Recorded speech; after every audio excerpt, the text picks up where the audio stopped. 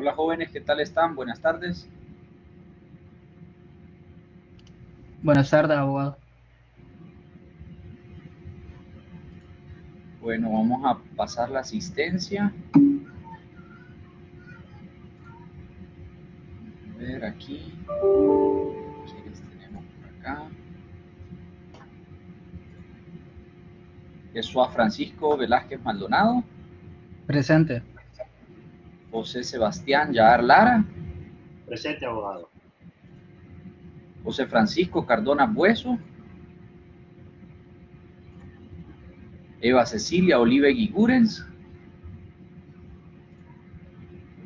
Moisés Nazar Vázquez. Diego Fernando Maudó Paz. Presente, abogado. Otto Eduardo Martínez.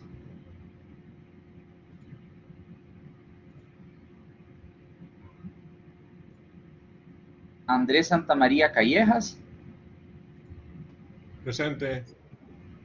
Astrid María Trabanino Vázquez. Presente, abogado. Alexis Fernando Cruz Duarte. Presente, abogado. Diana Patricia Hernández. Presente, abogado. Florencia Celaya Reina.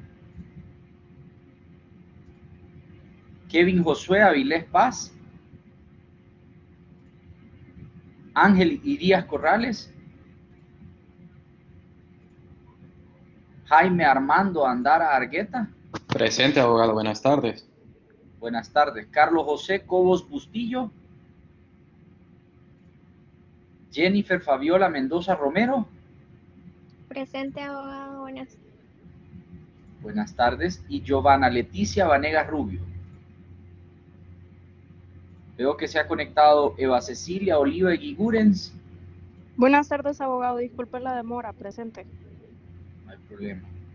Bien, entonces, jóvenes, ayer estábamos esbozando algunos conceptos básicos de la conciliación. Diferenciábamos la conciliación del arbitraje y decíamos que la conciliación es un mecanismo de resolución alterna de disputas que básicamente lo que establece es que las partes mismas lleguen al acuerdo. Florencia está por ahí.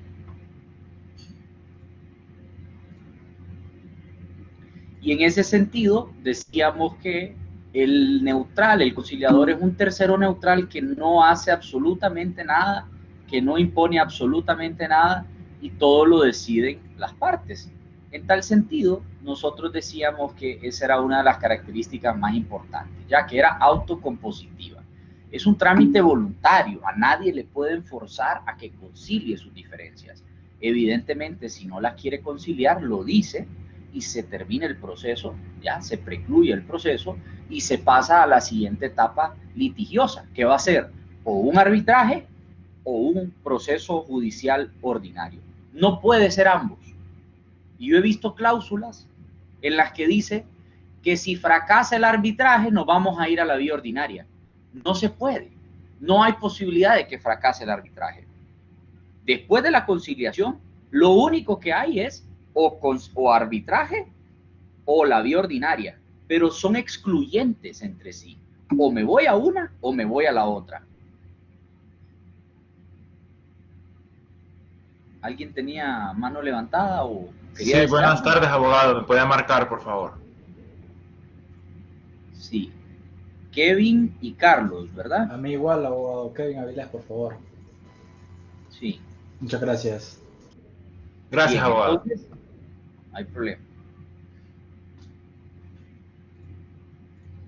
Entonces, por eso es autocompositiva. Los abogados no servimos para conciliar. No somos indispensables, los apoderados legales, los representantes de parte, no necesitamos estar en la audiencia. Es más, tenemos prohibido hablar en la audiencia de conciliación. Y ustedes me dirán, bueno, pero abogado, por el amor de Dios, si es una persona jurídica, ¿quién la va a representar? Hombre, su gerente o el presidente del consejo de administración o un apoderado especial, pero ¿necesita ser el abogado del apoderado legal? No. Necesito mandar a mi abogado, que además tiene una apariencia de criminal, que no tiene una cara bonita como para que lo lo logre convencer. No, entonces no necesariamente el abogado es el mejor indicado para conciliar. Y sobre todo si el conflicto es técnico o es de carácter específico, especial, sofisticado, y el abogado que entiende de metalurgia, y el abogado que entiende de finanzas, que entiende de mercadeo, que entiende de reputación. Bueno, puede ser que entienda mucho, pero no necesariamente. Eso es lo que quiero decir. Entonces, como no necesariamente es el mejor elemento negociador, el abogado no tiene por qué ir. Y cuando las partes llegan con abogado, el abogado tiene la instrucción de respetar el silencio, de solamente prestarle consejo a su cliente de forma privada. Muy pocas veces el abogado interviene en la audiencia porque los conciliadores, que son los moderadores del proceso, le prohíben hacerlo, porque normalmente el abogado vive del conflicto, no de la solución del conflicto. Normalmente digo, no todos. Y en ese sentido, como las partes tienen el control del proceso, no depende del abogado resolverlo. Jamás tocar el tema cuando no están alguna de las partes presentes en la audiencia para darle equivalencia de tiempo a ambas partes.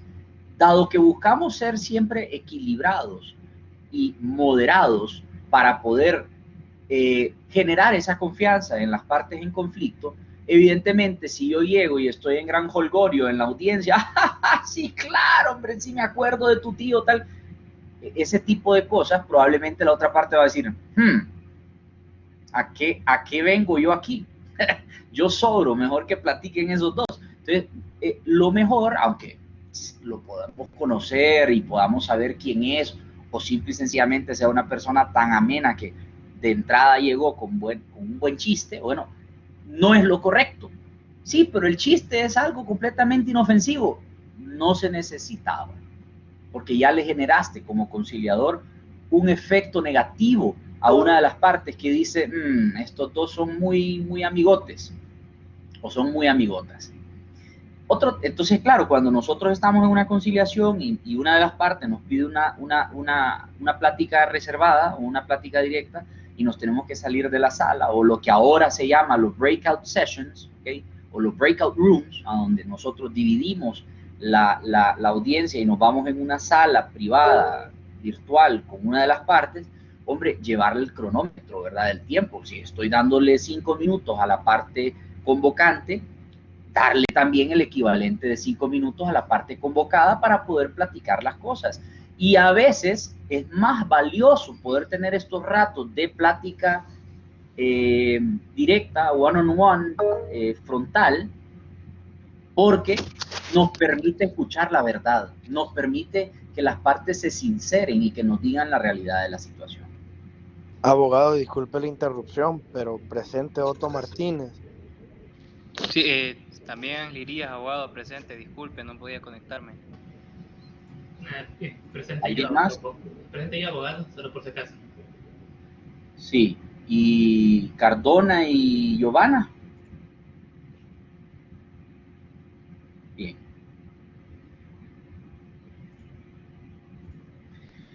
Entonces, esa prudencia para la hora de brindarle tiempo a solas a una de las partes, ¿verdad? Para poder ser equitativos. Aquí sí merece la pena ser siempre balanceados, medianeros, equitativos, ¿verdad? Siempre tener un enfoque céntrico de no irse más para un lado que para el otro. Y en ese mismo sentido de la prudencia está la reserva confidencial. La ley de conciliación y arbitraje claramente, de manera expresa, prevé que la conciliación tiene una reserva confidencial y que en ese sentido todo lo que se hable en la conciliación queda completamente protegido, privilegiado por el escudo de la confidencialidad. Y en ese sentido, estas audiencias normalmente lo que hacemos es que grabamos solamente la comparecencia, a donde las partes se presentan, a donde anunciamos quiénes son las partes, identificamos quiénes están presentes y básicamente ahí apagamos la camarita, ¿verdad? La camarita, bueno, no el record, ¿verdad? Porque la camarita queda encendida, al final nos tenemos que ver todos en tiempo real, pero lo que quiero decir es que esto no queda en un soporte grabado. Y cuando son físicas in situ, ya sea que sean ante la sede del notario, ante la sede administrativa de la Secretaría del Trabajo, de Tránsito, de Protección al Consumidor, Inquilinato, etcétera, tampoco se graban, ¿verdad? Tampoco se graban, tampoco hay posibilidad de que las partes tengan sus dispositivos. Yo usualmente lo que hago es que meto todos los dispositivos en una canasta, ¿verdad? En una canastita. A veces quedan dentro, a veces quedan fuera de la sala, dependiendo de lo que las partes quieran. O simple y sencillamente hacemos una manifestación de que nadie puede estar grabando, porque eso es prueba prohibida. O sea, cualquier cosa que ahí se diga va a ser prueba prohibida. Yo no puedo llegar y decir, mire, yo lo grabé cuando él aceptó que no tenía la razón en la audiencia de conciliación. No puedo decir eso. Eso es prueba prohibida. ¿Hay preguntas? Perdón, escuché un timbre. Sí, abogado, tengo una. ¿Cuál es la diferencia entre los buenos oficios y la conciliación? Los buenos oficios es una forma, diríamos, de referirnos a un arreglo directo, ¿verdad? O a una mediación o a una especie de negociación. O sea, en la conciliación tienes una institucionalidad, Diego. Tienes una institución que sabe lo que está administrando. Y puede ser una institución como las cámaras de comercio, las universidades o los colegios profesionales, como también puede ser una autoridad administrativa. Ya dijimos que hay conciliación administrativa en secretarías de Estado, en entidades de derecho público, etcétera. Y puede ser también la notarial, que es aquella que ocurre ante la notaría de un profesional del derecho. En ese sentido, es diferente que tú busques la institucionalidad de alguna de estas tres dependencias versus que solamente llegue un amigo de la familia. Entonces, por ejemplo, vemos que hay mediadores familiares que lo que están buscando es normalmente resolver un conflicto de naturaleza muy personal y no necesariamente tiene un componente monetario, económico, cuantificable que te permita dirimir una controversia de índole monetaria.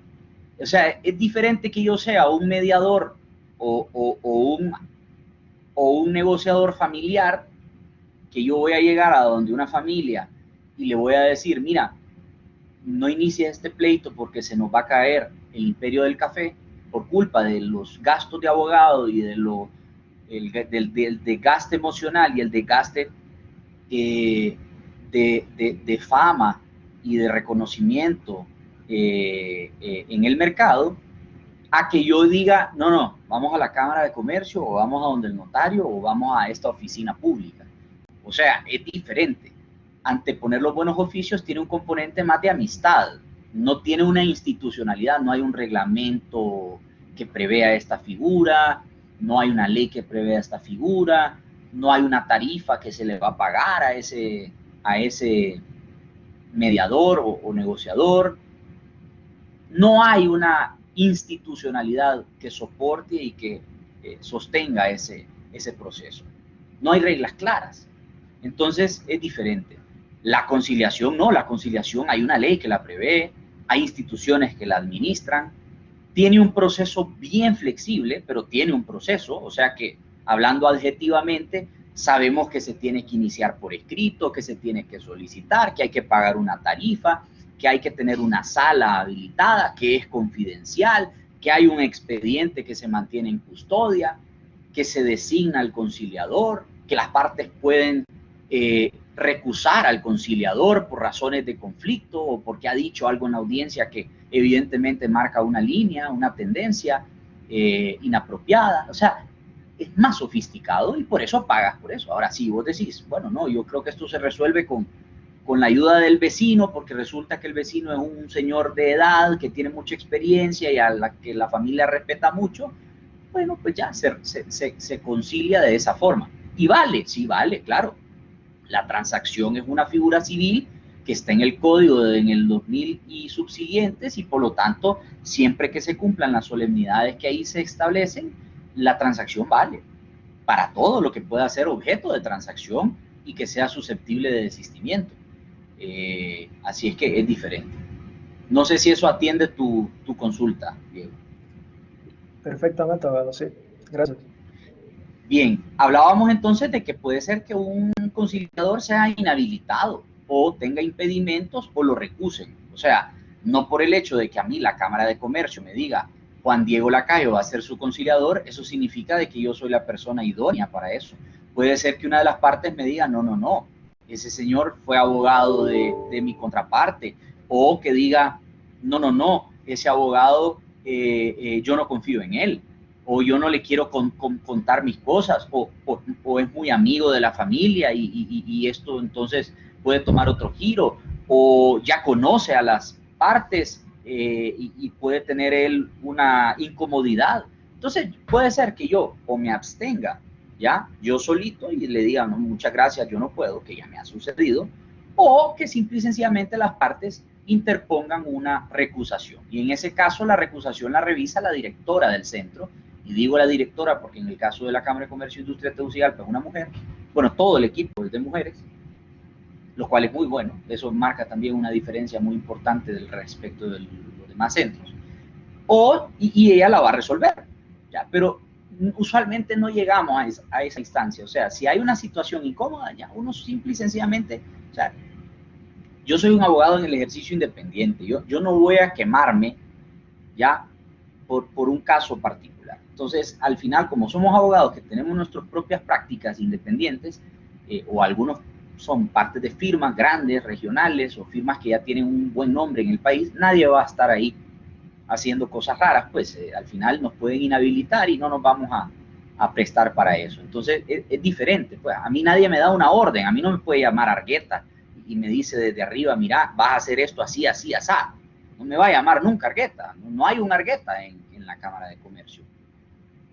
Entonces, y digo Argueta porque, hombre, es el presidente del Poder Judicial, pues es en todo caso quien podría llamarme desde arriba.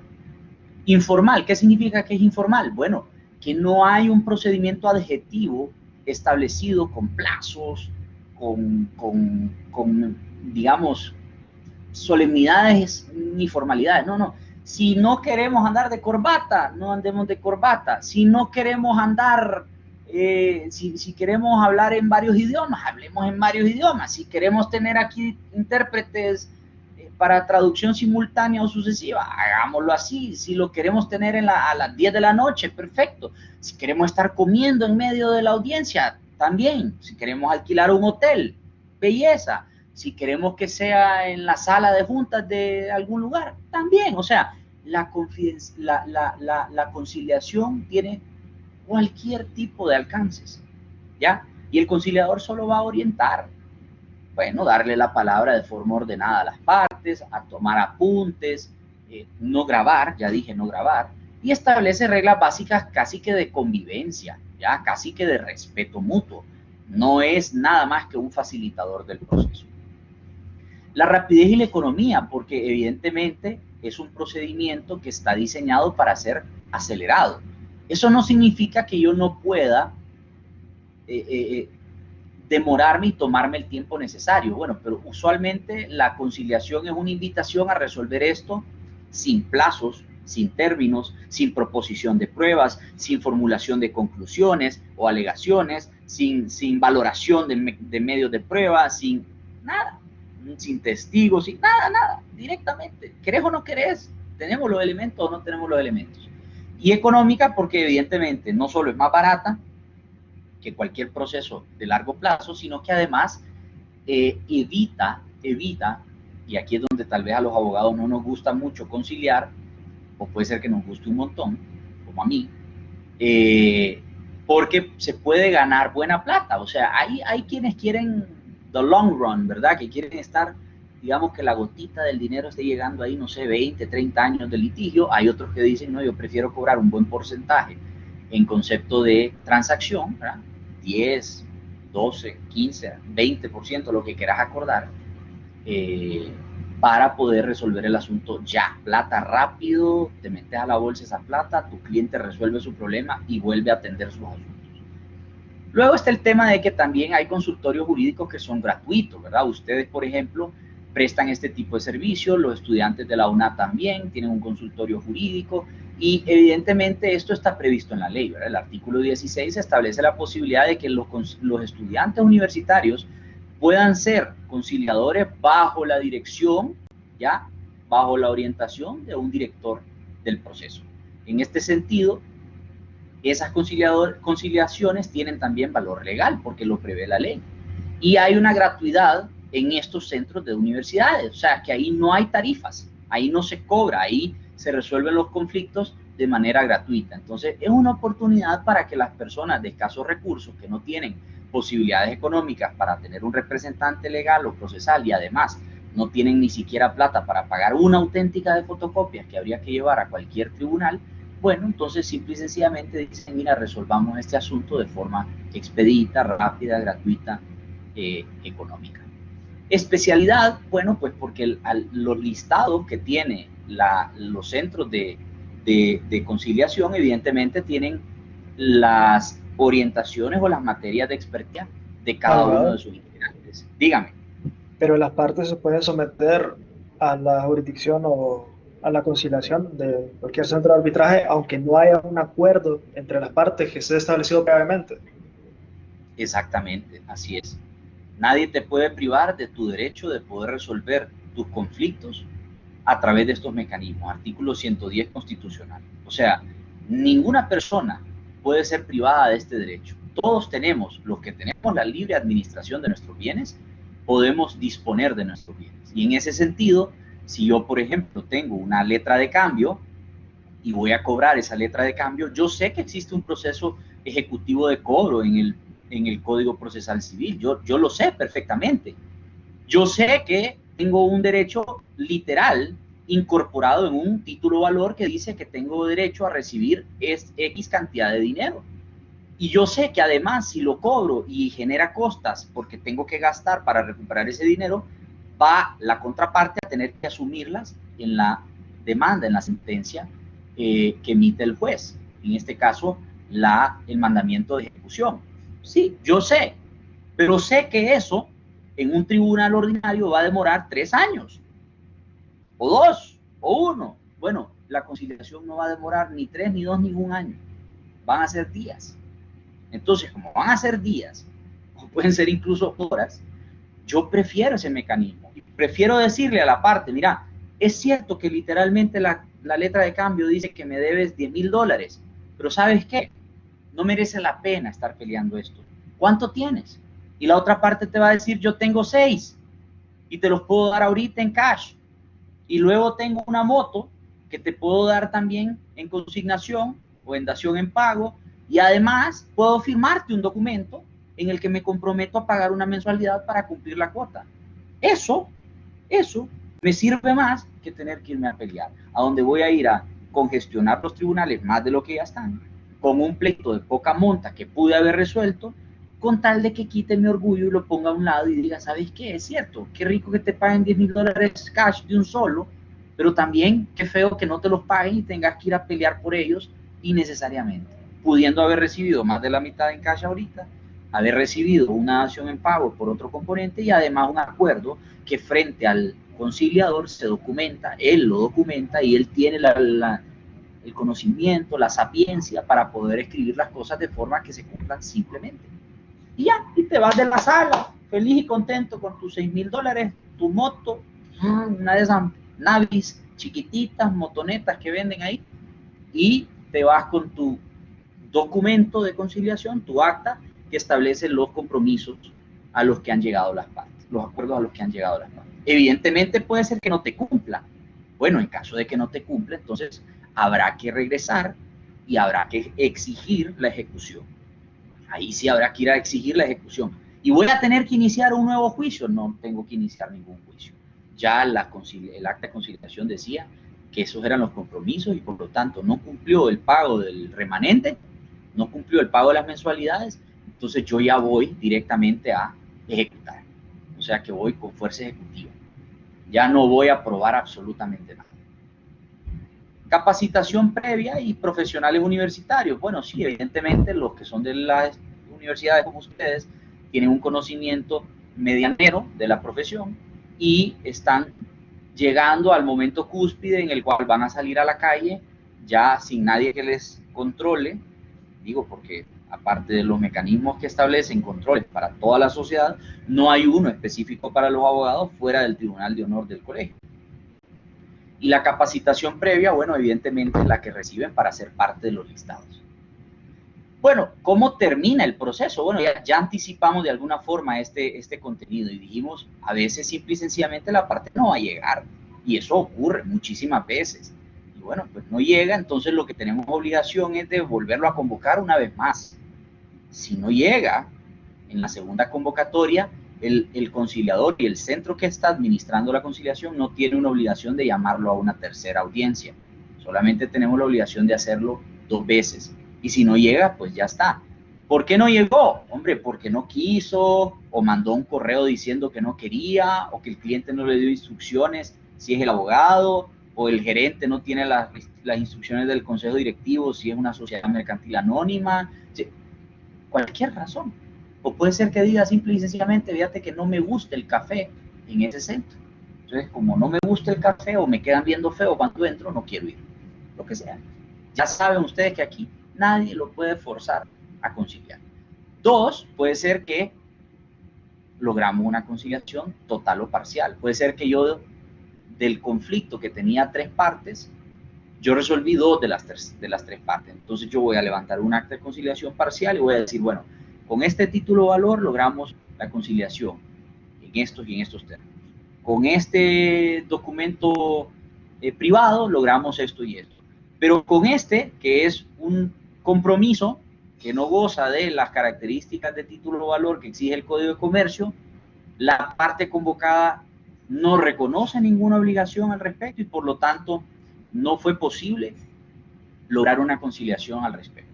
Entonces ya sabemos que de los 3 conflictos, uno no fue resuelto y ese sí que va a tener que ir al arbitraje o a la vía ordinaria. Aquí hay que evitar la patología, ¿verdad? Porque el que se pone a escribir muy sofisticadamente, y patología es una forma de referirse a una enfermedad o a un padecimiento que va desencadenando en complicaciones y en otras complicaciones. O sea, la patología es más o menos la secuencia que hay entre una pequeña infección que luego se vuelve insostenible. Entonces, no hagamos eso, ¿verdad? No dejemos una pequeña cortadura que luego se va a infectar y que luego se va a podrir y luego se va a caer el brazo. No, tratemos de diseñar un acta que sea fácil de entender y fácil de cumplir. Que no hayan trucos, que no hayan redacciones ambiguas, que no hayan redacciones oscuras o confusas. Luego tenemos la constancia de desacuerdo, es la tercera forma de terminar, y aquí fue como el abogado karateca que está ahí, ¿verdad? O el gerente karateca que está ahí, que es, sí fue a la audiencia, sí platicó, sí se le plantearon los escenarios, pero decidió que no iba a conciliar, ¿verdad? Y por lo tanto lo que hay es un desacuerdo, y dice, bueno, sí, muchas gracias por el tiempo, pero no vamos a lograr el acuerdo. ¿Cuáles son los efectos que tienen este tipo de documentos, tanto las constancias como las actas? Bueno, el primero es que es cosa juzgada, o sea que tiene un efecto vinculante, es cosa juzgada, es una sentencia que la logré en horas, en cuestión de horas, eso no se puede en ningún otro lado, ¿ya? Ni siquiera con los amigables componedores o, como decía Diego, con prestar los buenos oficios. O sea, eso no produce los efectos de cosa juzgada. Es un acuerdo, es un tipo de contrato que prevé nuestra legislación civil, sí, es un contrato típico, pero, ojo, no tiene efecto de cosa juzgada. No tiene efecto de cosa juzgada, porque no tiene el valor de una sentencia, mientras que en el acta de conciliación sí que logramos ese efecto. Ya no hay que activar pruebas y presentar pruebas para demostrar el derecho, ya está aprobado el derecho. Y 2 es el mérito ejecutivo o lo que conocemos como fuerza ejecutiva. ¿Qué significa esto? Que si alguien no cumple lo que ahí dice en el acta, yo no necesito declarar el derecho porque ya está el derecho declarado, solo necesito poderlo ejecutar. ¿Y qué hago yo entonces para ejecutarlo? Voy y pido la ejecución de un título judicial. Eso es lo que yo pido. Tienen igualdad de condiciones a la sentencia judicial firme, o sea que están en la misma categoría. Las actas de conciliación, los laudos arbitrales y las sentencias judiciales son exactamente la misma cosa, producen exactamente los mismos efectos. Las actas de conciliación total o parcial serán auténticas con la sola firma de las partes. Claro, yo no necesito tener ahí un notario si el procedimiento es confidencial. El procedimiento es para que vos y yo nos pongamos de acuerdo y no necesitemos contarle al mundo. Entonces yo no necesito ni al notario, ni necesito ningún órgano judicial. Ahora, a veces sí que se requieren los registros públicos. Entonces, ¿qué es lo que hace uno? Va y lo inscribe. Por ejemplo, el traspaso de la moto. Yo les decía, bueno, le dieron en pago la moto, evidentemente el conciliador va a tener que establecer dentro de los acuerdos alcanzados en la conciliación el acuerdo de traspaso y va a tener que identificar los datos del motor y del modelo de la motocicleta, la marca, la placa, el nombre del propietario, el RTN del propietario, y todo eso lógicamente yo lo tengo que llevar al IP, lo tengo que llevar a la dirección de propiedad de vehículos. Bueno, entonces claro, esa acta sirve para precisamente documentar el traspaso. Puede ser que yo ponga en el acta que se va a firmar un traspaso por aparte y que ese traspaso se va a autenticar, también, lo que las partes quieran. Entonces el compromiso es, y ahí mismo se redacta el traspaso, ahí mismo se firma, y ahí sí que podemos invitar al notario para que atestigue la firma. O puede ser que usemos un notario que ya conoce la firma y por lo tanto no tiene que estar ahí in situ. La constancia de imposibilidad o la de desacuerdo, por el contrario, sirve para acreditar que no fue posible llegar al acuerdo y que tampoco va a ser necesario otra audiencia de conciliación, ¿no? Ya tratamos. Entonces aquí nosotros, si nos vamos al arbitraje o nos vamos a la vía ordinaria, nosotros le vamos a decir al juez, mire, no perdamos el tiempo, ya tratamos en la Cámara de Comercio, o en el Colegio de Abogados, en la UNA, o en el Unitec, y no pudimos, así es que vámonos directo al litigio. Luego tenemos el flujograma de la conciliación, porque inicia con una solicitud escrita.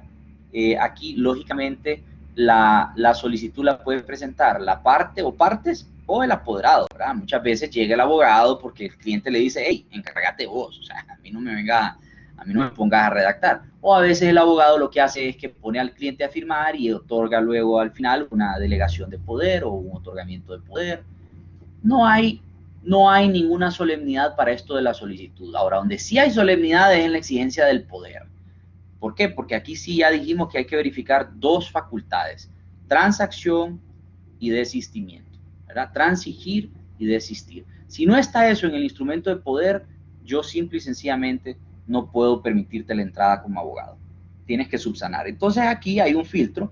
Cada centro, a través de su propio equipo administrativo, recibe la solicitud y analiza de que cumpla con todos los requisitos. Si cumple con todos los requisitos y trae todos los documentos y pagó la tarifa y ya está el expediente armado, bueno, entonces se pasa a la directora para que ella escoja al conciliador o la conciliadora y le notifique por escrito su designación, ¿ya? Ahora, a veces los contratos ya tienen una designación del conciliador o la conciliadora de forma nominativa y en ese sentido ya lo único que hace la directora es, bueno, avísenle a Juan Diego porque aquí está en el contrato que él iba a ser el designado por las partes. Ya las partes lo acordaron en la misma cláusula.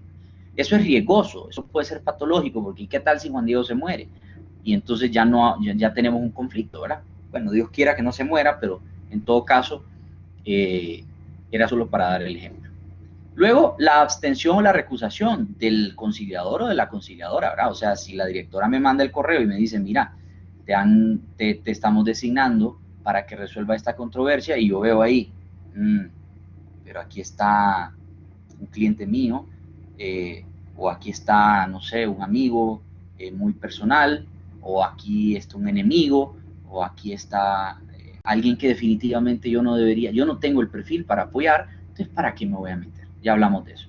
Luego viene la comparecencia a la audiencia. Aquí el tema de la comparecencia personal, ahora con todo lo de la pandemia, el reglamento ha sido modificado para poder definir qué significa comparecencia personal, y dice que la comparecencia personal puede ser virtual.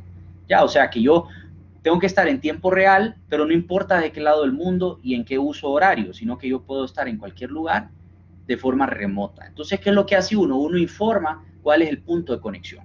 Eso es lo que uno dice. ¿Cuál es el punto de conexión? Y uno registra la firma electrónica o la firma digital con la base de datos del centro para que se pueda estampar la firma en esa acta, ¿ya? Porque ya dijimos que el documento es auténtico con la sola firma de las partes. Entonces, aquí se activa todo aquello que prevé la ley de firmas electrónicas. Luego tenemos la posibilidad de una segunda audiencia, porque ya dijimos que puede ser que no alcance el tiempo, o que las partes estén cansadas, o que las partes quieren llegar a meditar, a platicar con su pareja, con sus socios, con sus jefes, con sus pares, con su abogado, con quien sea. Puede ser que digan, mira, estos fueron los ofrecimientos, ¿qué opinas de ellos? ¿Ya? Y en ese sentido, entonces,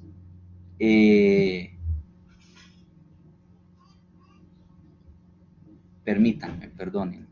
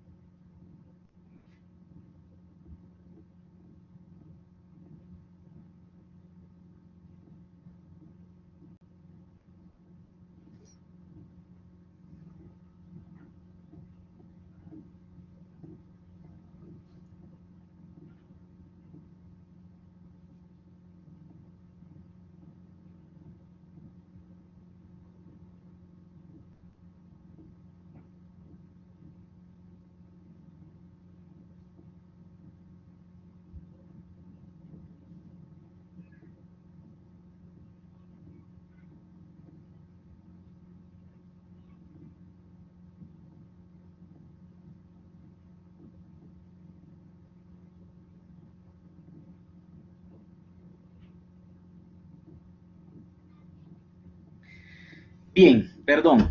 Luego entonces tenemos que el proceso finaliza, ya vieron ustedes cómo, con acta de acuerdo total o parcial, con la constancia de desacuerdo, porque ya no pudo llegarse a la conciliación, aunque el conciliador por todos los medios y las partes hicieron su esfuerzo, y la constancia de imposibilidad porque hubo inasistencia. Bien, ¿queda claro el tema de la conciliación? ¿Hay alguna pregunta antes de que pasemos a arbitraje? Yo tengo una, con eso de la asistencia personal de manera virtual, ¿eso es algo que ya lo tiene previsto de manera permanente o hasta que termine la pandemia? Se volvió permanente, o sea, ya se reformaron los reglamentos para permitir esto, Diego. Ya definitivamente la nueva normalidad no la va a detener nadie, y en ese sentido es que, Cardona, ¿estás por ahí? No, ¿verdad? Y en ese sentido, pues ya esto no lo detiene nadie. Ahora, puede ser que cuando ya todo regrese a la normalidad, que yo no creo que regrese nunca a la normalidad que teníamos antes de la pandemia, puede ser que las partes digan, no, yo quiero esto de forma presencial, ¿verdad? Cara a cara, en carne y hueso. Bueno, pues sí, se puede. O sea, evidentemente, uno normalmente lo que pagaba no era solamente la administración del proceso, sino también tener una sala acondicionada, incluso con posibilidad de tener alimentación, bebidas, tener todas las comodidades que uno quiera para poder tener un momento en el que se puede resolver el asunto, ¿verdad? Un lugar idóneo para eso. También tener el material y el equipo audiovisual que uno pueda necesitar, ¿verdad? Entonces, todas las comodidades que uno quiere, ¿verdad? Hay quien puede ser que necesite ver documentos, ver el expediente, o quien necesite, como te digo, aquí no hay un procedimiento probatorio, pero sí que las partes llevan documentos. O sea, al conciliador no le tengo que probar nada, es a la contraparte a la que le vas a tener que probar. Si los documentos funcionan para acercar a las partes, bienvenidos. Si los documentos solo los alejan, probablemente el conciliador va a decir, mira, resérvate eso, no estés sacando los documentos, parece que los documentos son mala palabra. De nuevo, yo no estoy llegando a hacer valer un derecho, yo estoy llegando a encontrar un punto de encuentro, valga la redundancia, que probablemente no va a ser céntrico para mí, probablemente va a ser más céntrico para el otro. Bueno, pero estoy dispuesto a renunciar yo a toda esa trayectoria que falta de este lado con tal de alcanzar el acuerdo. Y miren, normalmente les daría risa, pero las veces que yo he logrado conciliar, que han sido mucho menos que las que no he podido lograr que las partes concilien, son cuestiones muy, muy, muy personales las que están ahí de por medio, bloqueando o impidiendo. Uno se da cuenta, y por eso a veces es muy importante estudiar un poquito de psicología, de entender el comportamiento humano, aprender a medir las reacciones, las posturas de las partes, aprender a medir gestos y en alguna forma aprender a interpretar, porque la realidad de las cosas es que en la mayoría de los conflictos, la creación del conflicto o el bloqueo para resolverlo es un tema eminentemente personal. O sea, que es un tema de orgullo, que es un tema de, no sé, de defender posiciones obsoletas, de defender lo indefendible o de tomar partidos, de orgullo. O sea, son temas de orgullo. Y ustedes me dirán, pero una transnacional, ¿cómo es posible? ¡Ey! Es posible. Es posible conciliar. Es posible demostrar que va a ser más caro el arbitraje o el proceso judicial y que debemos, perdonen, que no sé qué está pasando.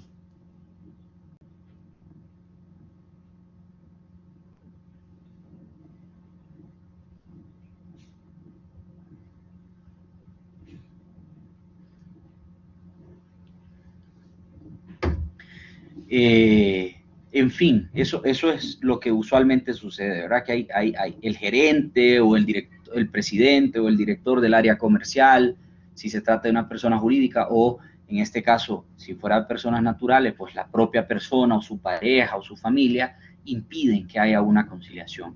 Y al final, pues yo no sé si será cierto o no, porque evidentemente es confidencial y no tengo los detalles, pero me han dicho que justamente la guerra del café se resolvió a través de mecanismos de conciliación en el Centro de Conciliación X, y que la familia se dio cuenta de que los únicos que se estaban volviendo millonarios eran los abogados y que los que estaban perdiendo la plata eran ellos. Entonces, que había que resolver el asunto, que había que ponerlo a dormir y que había que hacerlo de forma expedita, rápida y sin costos mayores.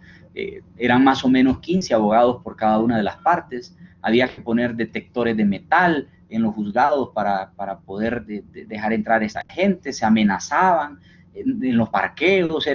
Yo estaba en uno de esos juzgados, justamente. Yo estuve en audiencias judiciales de estos juicios, ¿verdad? Porque yo trabajaba en el juzgado segundo de letras de lo civil y cuando era separado por 1, 2, 3 y 4, y en el segundo de letras veíamos la jurisdicción de Comayagüela, y por lo tanto, siendo que las oficinas principales están ubicadas en el barrio, ahí por el puente Guaserique, barrio Guaserique, o no sé cómo se llama el barrio,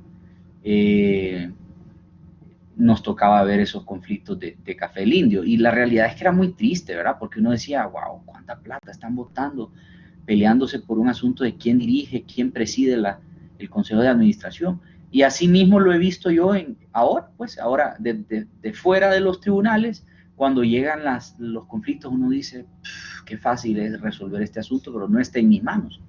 Está en manos de las partes y las partes son las que tienen que decidir. En cuanto al arbitraje, la diferencia principal es que aquí, como decíamos ayer, nosotros le entregamos, las partes difieren la solución del problema o del conflicto al tribunal arbitral. Aquí ya no es que vamos a tener un amigable componedor o que vamos a tener aquí un tercero neutral. No. Este tercero ya es para resolver. Sigue siendo neutral, ya, pero yo le estoy dando a él la autoridad para que decida por mí, porque yo atopé, yo ya no pude. Yo ya traté en la conciliación, traté negociación, traté arreglo directo, traté de todo y no pude. Entonces ya ahora sí, definitivamente ya no vamos a perder más tiempo, nos vamos al arbitraje. Y una vez que entramos al arbitraje, dos cosas. No podemos salir del arbitraje, salvo que los dos estemos de acuerdo, las dos partes o las multipartes estemos de acuerdo, y tiene que ser antes de la emisión del laudo para que nos vayamos a la vía ordinaria o a la conciliación, uno. Y dos, no hay más instancias. O sea, libremente hemos pactado que por la naturaleza del conflicto nosotros no queremos tener la posibilidad de revisar el fondo nuevamente. Es one shot and one shot only. Y eso lo tenemos que tener claro. Y si fueron mis alumnos, ustedes tienen que saber claramente que el tribunal de arbitraje va a resolver el asunto. Y esa decisión es final, inapelable, incambiable insustituible, definitiva, firme, con los mismos efectos de sentencia, en piedra, en la misma piedra de los 10 mandamientos, como ustedes lo quieran ver. No va a cambiar. No va a cambiar. Y lo bonito es que puede ser nacional o internacional. Entonces aquí vamos viendo las diferencias del proceso ordinario. Yo no puedo tener un juez español que tiene no sé cuántas publicaciones de tal o cual materia resolviendo mi conflicto. Yo no puedo tener eso. Si yo tengo un conflicto y lo llevo al Poder Judicial, tengo que contentarme con lo que hay en el Poder Judicial. Y es más, no lo voy a escoger yo, lo escoge un sistema aleatorio. En el arbitraje no. En el arbitraje yo puedo escoger al juez. Yo puedo escoger al juez. Claro, el otro, mi contraparte, para nivelar, para equilibrar, para volver el asunto, digamos, en igualdad de condiciones, también va a nombrar otro. Puede ser que él quiera un argentino. Bueno, perfecto. Y ya dijimos, si el conflicto es de naturaleza internacional y tiene un componente de legislación hondureña, de interpretación de legislación hondureña, el tercero va a tener que ser hondureño. ¿Y saben qué? Como el tercero no van a nombrarlo las partes, porque ya las partes ya nombraron el suyo respectivo, puede ser que sea que los mismos árbitros designados nombren el tercero y que ese tercero, por ser el neutral de los neutrales, presida el tribunal. Y claro que presidir el tribunal tiene importancia, tiene relevancia. ¿Por qué? Porque es el que tiene el voto de calidad en caso de empate. Y ustedes me dirán, pero abogado, ¿y cómo va a haber empate si son 3? O sea, solo que sean, que lo partan por mitad. No, porque puede ser que cada uno de los 3 tenga su propia visión del conflicto. Entonces, ahí claro que hay un empate. ¿Ya? Uno dice que no hay competencia, el otro dice que tiene la razón el demandante y el otro dice que no tiene la razón el demandante. Hombre, tenemos aquí un empate. Tenemos 3 posiciones, cada una separada de la otra. ¿Cuál es la posición que va a predominar? La del presidente. Y el presidente decía de que no había competencia. Ni modo, todos a dormir. No había competencia para resolver el conflicto aquí. O sea, no hay cosa juzgada. Váyanse a otro lado porque aquí no es. Y ustedes me dirán, ¿y sucede? Claro que sucede. Y es uno de los principios más importantes del arbitraje, el principio competence. El principio de la competencia sobre la competencia. O la competencia para decidir si soy competente. Entonces es muy bonito porque yo tengo este mecanismo en el que yo le entrego a unos perfectos extraños, o no, o personas de reconocido trayectoria, honorabilidad, conocimiento, buena fama, o lo que sea, y le digo, ¿sabes qué? Me han dicho que sabes mucho de este tema, quiero designarte. Y él me acepta, o ella me acepta. Bueno, perfecto. Entonces ya está, tengo árbitro. Puede ser que el mecanismo de escogencia sea diferente. Y aquí vamos a ver las diferencias. Entonces, decíamos que hay una doble clasificación. La primera clasificación que establece nuestra legislación de conciliación y arbitraje es de acuerdo a las reglas del procedimiento. Porque así como hay procedimientos que se administran en instituciones, y ahí tienen ustedes los logotipos de esas instituciones, hay otros que no tienen una institucionalidad detrás y que son los que funcionan de manera ad hoc, ¿ya? O sea, aquí las partes acuerdan todo lo que va a regir el proceso. Cómo se escogen los árbitros, si tienen o no que estar en algún listado, si tienen o no que tener alguna maestría, algún tipo de conocimiento, tienen que ser algún tipo de profesión específica, tienen que tener ciertos conocimientos, cuántos años de experiencia. Van a diseñar un animal raro o un traje a la medida que solamente a ellos dos les queda. Bueno, eso lo puede hacer uno perfectamente. Puede diseñar un arbitraje ad hoc y decir, mira, yo quiero diseñar las reglas. ¿En qué lugar del mundo, en qué tribunal ordinario van a poder diseñar ustedes las reglas? Ya está el CPC. Ya no pueden tocar el CPC. El CPC es el que es y hay que aplicarlo. ¿Ya? Y hay un principio en la materia procesal, ¿ya? Que es un principio de la iuri novit curia, de la iura novit curia. Y la iura novit curia establece básicamente que el juez trae el derecho. El juez conoce y aplica el derecho. Eso se contrapone a los principios de los arbitrajes ad hoc, donde yo diseño las reglas del procedimiento.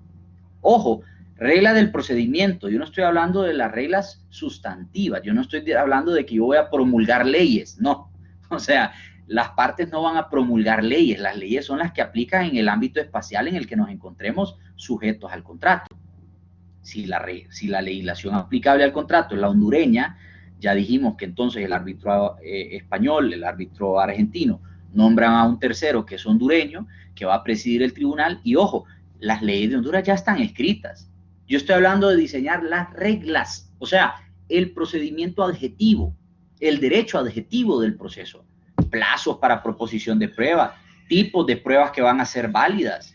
Puede ser que digamos que solo vamos a tener prueba documental, entonces no van a haber testigos, no van a haber declaraciones de parte, no van a haber inspecciones, no van a haber presunciones humanas, no van a haber presunciones legales, no va a haber confesiones, no va a haber nada, no va a haber prueba tecnológica. Simple y sencillamente va a ser un diseño de un proceso. Ya. Yo voy a poner los plazos. ¿A dónde el juez puede diseñar un plazo de prueba o un plazo probatorio distinto? El juez ordinario no puede, está maniatado, porque tiene principios que rigen su procedimiento. Entonces vean qué bonito que el arbitraje se va volviendo un traje a la medida. Yo lo voy diseñando. Y luego el arbitraje institucional, que yo lo recomiendo porque no hay que diseñar una cláusula tan gigantesca, ¿verdad? En el arbitraje ad hoc, la cláusula arbitral tiene, no sé, 20 páginas. 20 páginas porque estás diseñando el procedimiento, esto, lo otro. Estás dejando escrito prácticamente diseñado el mecanismo de solución de la controversia. Y puede ser muy difícil porque, bueno, evidentemente no hay quien administre el expediente, además se te puede volver oneroso porque, claro, no tienes una sede, entonces no tienes claro, bueno, si vamos a ir a un hotel, ¿a cuál hotel? ¿Cuánto me va a costar la sala del hotel? ¿Cuántos días? Y, bueno, quiero comer, ¿cuánto me va a costar comer? Y darle de comer a toda la gente que esté ahí. Entonces se te puede ir de las manos. En el arbitraje institucional, ya el centro asume una obligación, una responsabilidad de administrar el proceso, de custodiar el expediente, de manejar todo el tema de firmas digitales, de la disponibilidad de salas, disponibilidad de horas, la plataforma audiovisual, ¿verdad? En el caso de la Cámara de Comercio se utiliza Cisco Webex System. Puede ser Zoom, puede ser Teams, puede ser lo que sea, pero ya la Cámara ya tiene contratado el sistema. Yo ya no tengo que preocuparme por eso. Imaginémonos un arbitraje ad hoc, yo tengo que preocuparme por todo. Yo tengo que diseñar y ponerme de acuerdo con mi contraparte en todo. Y evidentemente esto puede generar cierto desgaste y puede que no sea lo más adecuado. Ahora, en algún momento los arbitrajes ad hoc fueron bastante importantes porque estaban todos los centros de conciliación cerrados, ¿verdad? Todos los centros de conciliación en Honduras y de arbitraje estaban cerrados por la pandemia y qué rico hubiera sido tenerlo en un hotel. Claro, qué rico hubiera sido poder llevar a cabo el conflicto y resolverlo sin que tuviéramos que esperar 10 meses. Y bueno, pero ni modo, ¿ya? El que ya tenía el arbitraje institucional tuvo que esperar a que la Cámara abriera en enero. Gracias a Dios ya estamos back on track y ya no tenemos ningún problema. Entonces queda claro que la clasificación de acuerdo a las reglas del proceso puede ser ad hoc o institucional y ya vimos las diferencias. Pero también hay una clasificación que es todavía más compleja, que es la de la naturaleza del proceso. Porque, como yo les he dicho, los árbitros no necesariamente son abogados. Y eso ustedes no lo van a encontrar en el Poder Judicial. Otra gran diferencia del Poder Judicial. Yo, si quiero resolver un conflicto súper sofisticado de minería, yo solo tengo que llevar a un juez en el domicilio donde está ubicado el inmueble que estamos explotando, que puede ser, no sé, Santa Bárbara, ya me llegó el auto, que puede ser Santa Bárbara, que puede ser, no sé, Olancho, gracias a Dios, cualquier lugar, y hombre, y el juez en su vida ha visto una situación de esas, y qué difícil, ¿verdad? Llevarle un tema que tiene que ver con niveles de pureza del metal, con el retorno neto de la fundición, con, no sé, con principios elementales de la química metalúrgica, con temas que tienen que ver, no sé, con la lixiviación, la cianuración, que tiene que ver con la utilización de mecanismos de recuperación del mercurio que está en los sitios contaminados. Probablemente el juez no va a saber mucho de eso. Ah, pero yo sí puedo escoger entonces, de acuerdo a la naturaleza del proceso, un ingeniero metalúrgico, ¿ya? O un biólogo. Bueno, sí, efectivamente. Puede ser que escoja un experto en pintura para determinar un tema que tiene que ver con la utilización de técnicas que han sido un plagio. El alumno de ese gran maestro pintor y le robó las ideas. Y este maestro pintor quiere deducir la realidad porque le robó la técnica de la pintura y le robó todas esas secretos que tenía y que lo volvían famoso o famosa. ¿De qué me sirve un abogado de Santa Bárbara para resolver ese conflicto que es un tema eminentemente de arte, un tema eminentemente técnico? O puede ser que yo no necesite la ley y que yo lo que necesite sea los principios de justicia, el sentimiento común, la equidad. Entonces, para todo, el arbitraje permite adoptar esa forma.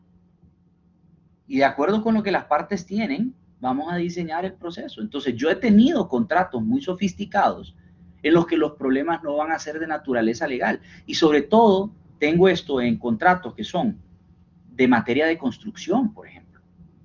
De materia de construcción. Y sobre todo en materia de construcción pública, ¿verdad? A donde ya hemos encontrado que las partes buscan primero lo que ellos llaman el dispute board. El dispute board, ¿ya? Y el dispute board normalmente hay dos formas de integrarlo. Puede ser permanente o puede ser solamente por caso particular.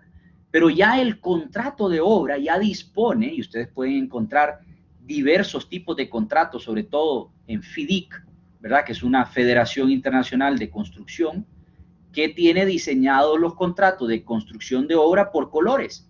Entonces, hay un tipo de contrato rosado, hay un tipo de contrato verde, hay un tipo de contrato naranja, hay un tipo de contrato amarillo, hay un tipo de contrato morado, hay un tipo de contrato azul, y de acuerdo con el tipo de la obra, hay diferentes tipos de contratos. Y entonces uno va y compra, digamos, de alguna forma, compra el modelo del contrato y lo aplica a su propio caso particular. Y en esos contratos muchas veces existen diferencias marcadas entre cuál es el mecanismo de resolución de controversias en uno versus otro. Entonces, en su mayoría, lo que hemos visto en el mundo de la construcción de obras públicas, que son además proyectos a largo plazo, multimillonarios, de inversiones que son bastante importantes, porque usualmente son con fondos públicos, que no podemos llevar el pleito de entrada, no lo podemos llevar a una conciliación o a un arbitraje. Entonces podemos tener una mesa de resolución de disputas. Y esa mesa de resolución de disputas, que en inglés sería dispute board, ¿ya? Dispute board, o dispute board of dispute resolution board, son técnicos. Entonces, normalmente las partes, digamos ahorita, por ejemplo, si EH y la ENE tuvieran una dispute board, esa dispute board estaría sentada ahorita en una sala discutiendo los posibles mecanismos de resolución del conflicto sin necesidad de activar ni la conciliación ni el arbitraje. Es un mecanismo a donde todavía nosotros lo hacemos directamente. No tenemos conciliador, no hay ningún tercero, nada, somos nosotros. ¿Y cómo se integra la mesa? Bueno, se integra de acuerdo a lo que dice el contrato, ¿verdad? Normalmente vamos a tener uno que se llama, no sé, el ingeniero residente o el ingeniero director, ¿verdad? O el representante de obra, yo no sé, le pueden llamar de muchas formas. Entonces, cuando ustedes vean contratos que tienen modelo FIDIC, van a encontrar este tipo de figura de la dispute board. Entonces, aquí vemos que no necesitan ser abogados, porque me van a hablar, por ejemplo, del nivel de, a mí me pasaba mucho, que uno de los grandes conflictos que tenía con un proyecto eran las fallas geológicas. Entonces me decía, mira, es que vos no entendés el nivel de impacto que tiene en la obra esa falla geológica, porque yo tengo que traer una malla geotextil, esa malla geotextil tiene que llevar un tipo de proceso de instalación especial y esto no estaba dentro de las obras no estaba dentro de los planos y este es un contrato de llave en mano. Entonces, como es algo que no era posible verlo porque estaba la falla debajo del suelo, en el subsuelo, hasta que cortamos los terraplenes, hasta que hicimos las compactaciones, nos dimos cuenta de que aquí hay una falla.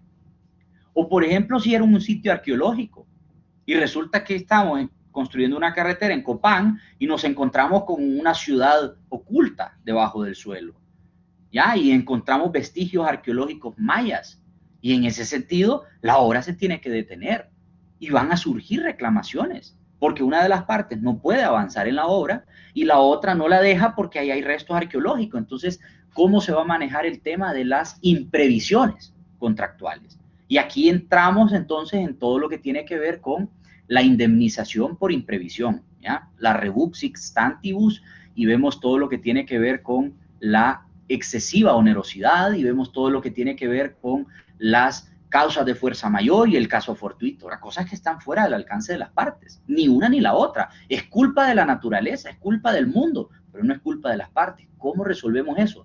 ¿Necesitamos ir a la Cámara de Comercio para resolver esto? ¿O nos podemos sentar en una dispute board con técnicos, con ingenieros, ya, con arquitectos, con abogados? Evidentemente, todos tienen uno que otro abogado que lo ponen de administrador contractual, ¿verdad? Para que vaya llevando la cronología y la secuencia de la obra. Y es muy bonito en los conflictos de obra porque normalmente hay muchísimo contenido, ¿verdad? Se trata de contratos de largo plazo, algunos incluso superan los periodos de gobierno. Entonces, cuando se trata contra el Estado, digamos que va cambiando la gente, eso es un reto, ¿verdad? Para la parte, porque entonces, claro, uno dice, bueno, pero yo necesito tener gente que esté enterada del asunto y no que me estén cambiando aquí cada cierto tiempo los funcionarios que están del otro lado de la mesa. Pero es interesante porque, como les digo, son temas bien complejos y como además involucran fondos que no son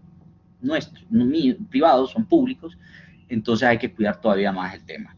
Y es una forma de no acudir innecesariamente a lo mediático, ¿verdad? Como está ocurriendo con esos pleitos de EH, que todo se volvió mediático, todos están publicando. Entonces, ya vamos viendo ahí el tema de orgullo, de que yo pierdo mi puesto si no hago esto, de que tengo la presión de los socios, o que tengo la presión del Estado, o del gobierno, o de tal entidad pública, o del patronato, o del sindicato, bueno, tantas cosas. En esa línea, entonces, tenemos que hay casos que son en derecho. Hay casos en los que ustedes como abogados van a decir, no, mire, aquí no se pierde, hermano, esto es un tema de arrendamiento, esto es un tema de compraventa, de suministro, de contratos típicos, fideicomiso. Yo no necesito aquí ningún técnico. Bueno, entonces en ese caso, evidentemente, los profesionales que van a ser integrantes del tribunal van a ser abogados, ya, profesionales del derecho. A veces, incluso la cláusula no dice que va a ser arbitraje en derecho. Y aquí la ley es clara, en Honduras dice, cuando la cláusula no establece cosa distinta, el arbitraje será en derecho. O sea, si tú quieres que tu cliente resuelva en equidad o en técnica, tienes que ponerlo de forma expresa en el contrato, de lo contrario, no se va a interpretar así. Abogado. Y lo bonito, dígame. Entonces, si usted como me lo plantea, entonces en las otras carreras, también como ingeniería o como las demás carreras, deberían enseñar el tema de conciliación, no solo en derecho. Por supuesto que sí, por supuesto. Es más, hay dentro de los centros de conciliación y arbitraje de Honduras profesionales de otras materias. Yo particularmente conozco 2 ingenieros, ¿verdad? Que están ahí.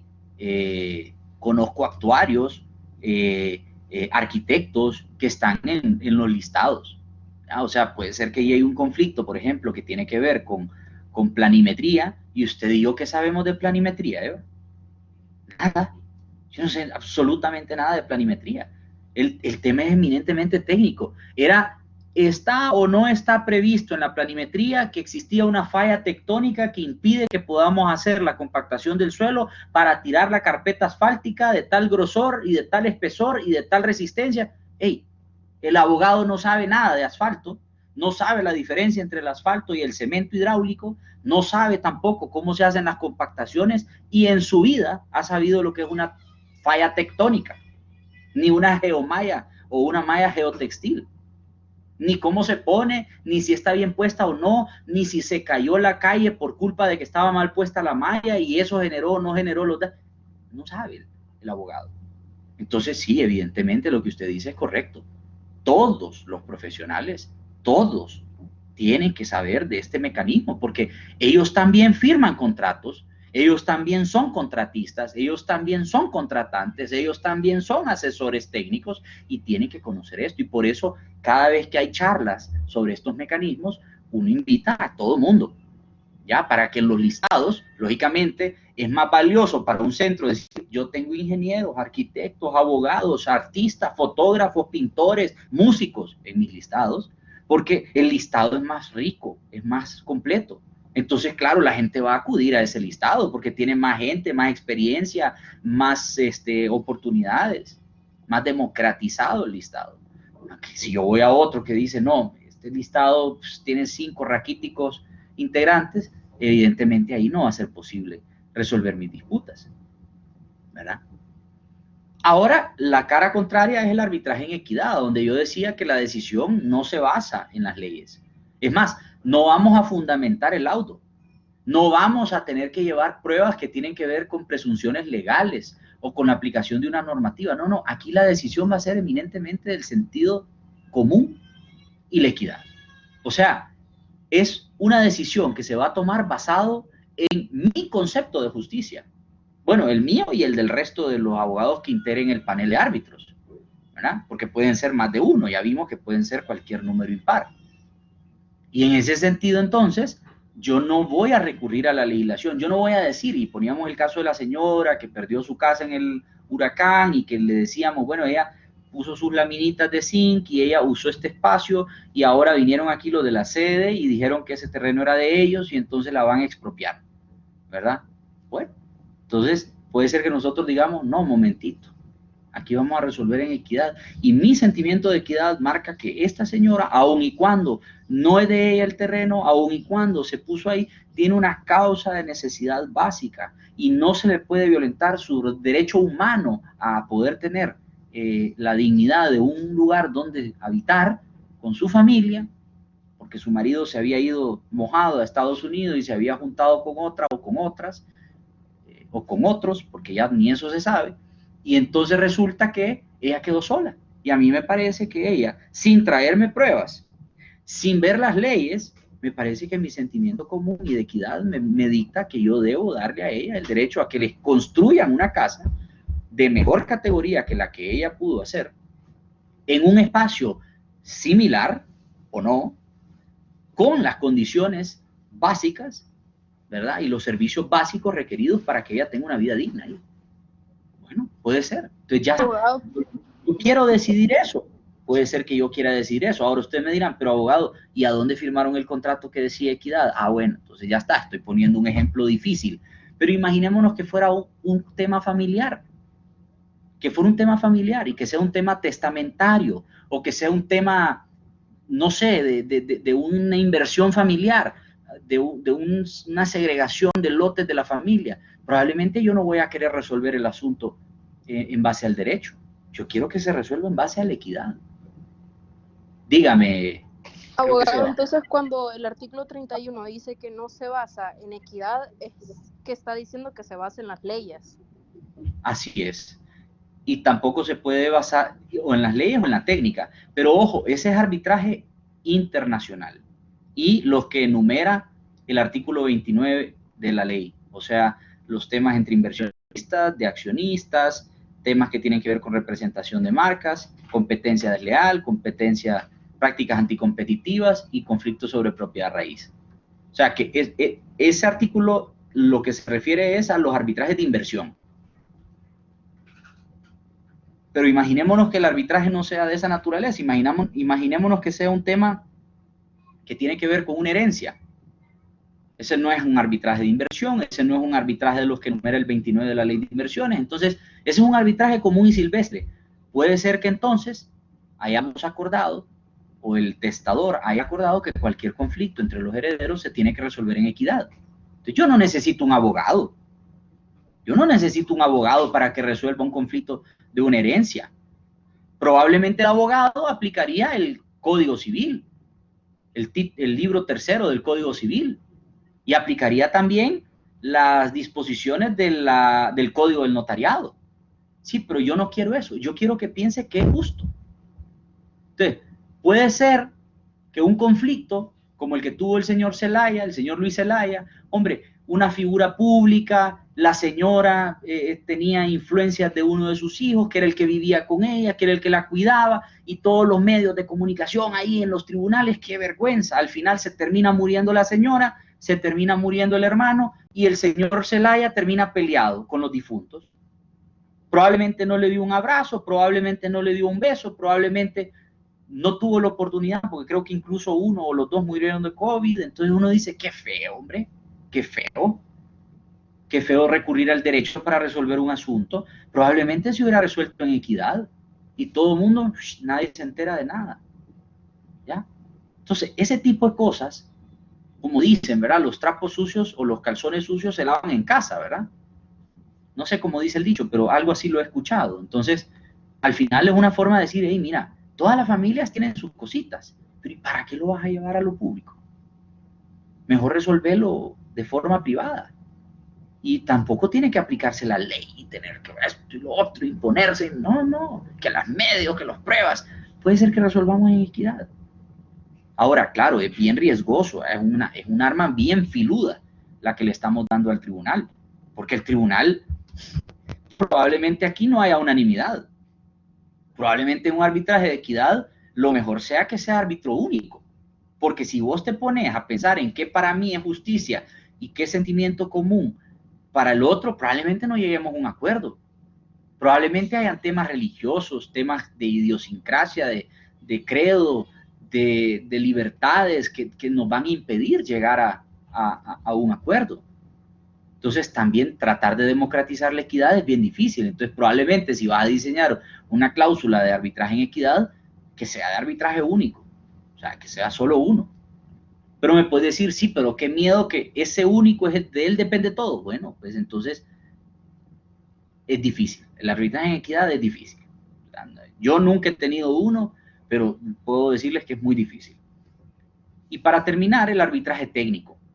Ese es, digamos, ese sí es más común, ¿verdad? Ya hablamos un poco del tema de contratación pública. O sea, puede ser que yo tenga conflictos de naturaleza técnica o puede ser que yo tenga conflictos de naturaleza legal. Si los conflictos son de naturaleza técnica, ¿yo para qué voy a nombrar abogados? ¿Ya? Entonces aquí dice, los árbitros deben ser expertos en el arte, profesión u oficio. ¿Ya? ¿Qué tal si es un tema de cartografía? ¿Qué tal si es un tema de música? ¿Qué tal si es un tema de arte, de pintura, de diseño, de mercadeo, un tema de un jingle, de un anuncio, que si es o no es plagio? Ustedes me van a decir, sí, bueno, el abogado puede tener todos los conceptos de propiedad industrial o de propiedad intelectual.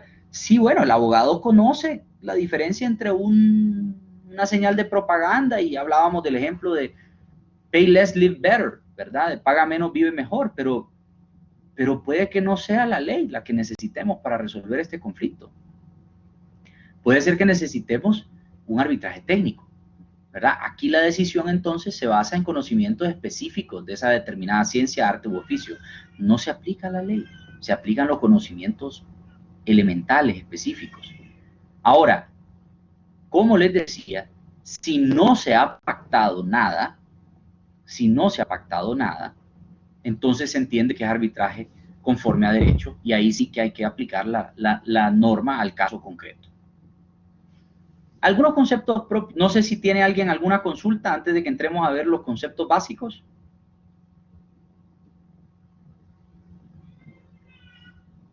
Bueno, entonces, los conceptos básicos son algunos, no son todos, pero empezamos con el más importante, que es el de convenio, cláusula o pacto arbitral.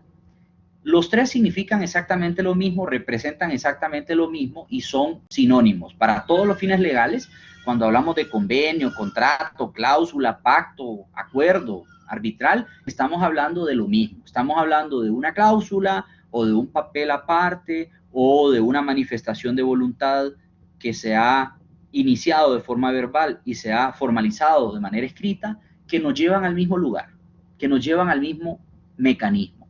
Entonces, puede ser que haya un contrato que tenga por escrito la sujeción de las partes al arbitraje. Puede ser, pero a veces no es en el contrato. A veces puede ser que no lo prevía el contrato y entonces nos ponemos de acuerdo a través de un intercambio de correos electrónicos. Eso también hace las veces de un pacto arbitral. O puede ser que firmemos un side letter o un acuerdo aparte, un acuerdo separado, como lo veíamos en el caso de los contratos de estabilidad en las APPs que ya funcionaban, ¿verdad? Y que poníamos que ese fue el caso de OPC, por ejemplo. Entonces, en ese caso, evidentemente nosotros tenemos el mismo resultado. Tenemos un conflicto, tenemos una controversia, y en esa controversia dijimos, antes de que naciera o cuando nació, que íbamos a resolverla a través del mecanismo de arbitraje. Eso se llama pacto arbitral. Ahora, puede ser que no exista ni el contrato, ya, porque imaginémonos que yo contraté la construcción de, no sé, de una, tal vez no de mi casa, pero tal vez del ranchito, ¿verdad? Entonces yo voy a hacer un ranchito porque quiero hacer una barbacoa y yo vengo y hablo con, no sé, con un amigo, ¿verdad? Y le digo, mira, vos sos ingeniero civil, entonces, mira, ayúdame a construir aquí. Y bueno, yo no firmé un contrato con este ingeniero civil porque era mi amigo o es mi amigo. No firmamos ninguna cláusula arbitral, pero resulta que hay un conflicto. Resulta que el ranchito se cae. Y cuando se cae, mató a mi perro, que ya era un perro que era profesional, ganador, tenía una raza no sé qué, y era la última maravilla, ¿verdad? El non plus ultra. Y en ese sentido, entonces yo, hombre, tengo una reclamación. No solo boté todo el dinero y todos los materiales, sino que además se me murió mi perro. Hubo ahí todo un homicidio, ¿verdad? O en este caso, no sé si se puede considerar un homicidio, pero bueno, hubo, porque no es una persona, evidentemente uno no puede cometer homicidio contra un animal, pero evidentemente ahí hubo una pérdida, ¿ya? Una pérdida de un animalito. Y eso yo lo puedo tratar de reclamar. Entonces, no teníamos contrato, pero podemos ponernos de acuerdo. Mañana, como ya no hay tiempo, vamos a hablar un poquito más de la cláusula, convenio, pacto arbitral y vamos a tratar de terminar el contenido de conciliación y arbitraje para ya entrar en otra materia el día jueves. Si no hay preguntas, jóvenes, los invito hoy cordialmente a las 6 de la tarde. Voy a tener un conversatorio con sus pares de Unitec San Pedro Sula para hablar sobre regímenes especiales, algunos regímenes especiales, y sobre todo vamos a concluir hablando de sedes. Entonces, bueno, un poquito como está de moda, además que hoy hablaron las autoridades de nuestra carrera, entonces si les interesa yo les voy a mandar el link por el chat. Ya me dijeron que sí pueden estar, los que quieran, los que puedan, para que compartamos un rato ahí. Listo, jóvenes, feliz tarde. Si no hay preguntas, entonces nos veremos mañana o más tarde. Listo, abogado, feliz tarde. Muchas gracias, abogado. Feliz tarde. Igual, feliz tarde.